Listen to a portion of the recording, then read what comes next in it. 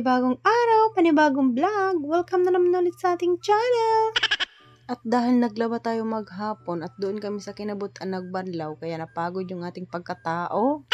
Wala kasing tubig dito sa amin guys, kaya doon tayo sa kinabutan, naglangoy-langoy pa kami doon pagkatapos namin magbanlaw. At pag-uwi nga natin dito sa bahay natin ay nakatulog nga kami dalawa ni Alter. At hindi na nga ako nakapag-video doon sa kinabutan dahil nga nalobat yung cellphone natin. Ayan, at balik na nga tayo dito sa aking video. Medyo marami nga yung aking nalabahan ngayon dahil tag-isang linggo talaga kami naglalaba. At para makatipid din sa kuryente, mindset ba? Mindset, huy!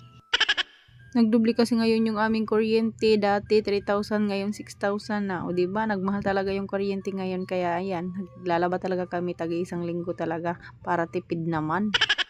Tapos kahit maulan dito sa amin guys, wala pa ring tulo yung aming gripo dito, no? Kaya nagtababanlaw talaga kami ay doon talaga sa kinabutan para makatipid naman. Reklamo na ngayon taga-igib natin dito sa bahay, kaya doon na lang talaga kami nagbabanlaw sa kinabutan para diretso na lang talaga ligo. Ang hirap talaga pag tubig talaga yung wala dito sa ating bahay, malipong talaga sa ulo. Charis!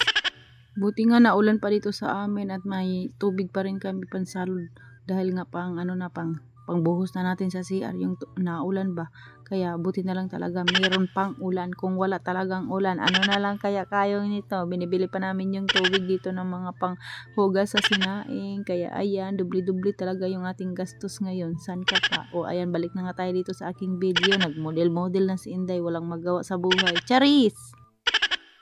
Hindi kasi tayo ngayon nakapag-exercise, kaya idaan-daan na lang natin sa sayaw, no? Ang bilis talaga lumiit yung tummy ko dahil pag wala talagang kanin, ulam lang talaga yung kainin mo, tapos tubig, sabaw, ganyan. Ang bilis talaga nagpaliit ng ating tiyan. O diba, natanggal agad yung ating bloated dyan. Kaya ganyan lang talaga yung mga sekreto guys, no? Kung gusto mo talagang mabilis lumiit yung tiyan mo, kain ka lang ng ulam, iwasan mo yung soft drinks, iwasan mo yung mga matatamis, basta ulam lang talaga yung kainin mo, tapos inuman mo ng maraming tubig na may asin, sos, tanggal agad yung bloated ng tummy mo niyan. Ganyan lang din yung ginawa ko dati nung nagpapayat din ako, ang bilis ko lang din pumayat at bumaba yung aking timbang.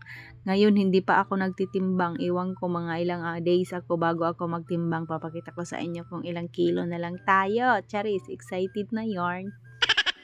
So, ayan na nga guys, no, medyo malapit na tayong matapos dyan at pupunta na nga kami sa kinabutan. Pagkatapos nga namin magbanlaw, si Ate Dronby at saka si Kuya Dritz naman yung taga-sampay natin. Dahil nakatulog kaming dalawa ni Alter, napagod talaga tayo sa pagbanlaw at paglaban, no. Pagkatapos nga naming matulog ni Alter ay pumunta agad din kami doon sa Paranas at naningil nga kami. Lagi naman talaga tayong naniningil. Pagkatapos naman maningil, ayun, bumili na naman ulit ng harina, pati hulin, kasi panggamit naman ulit natin ngayong hapon at para sa mga order. Ayan na nga, at nandito na nga kami sa palengke at medyo marami ngayong order kaysa kahapon.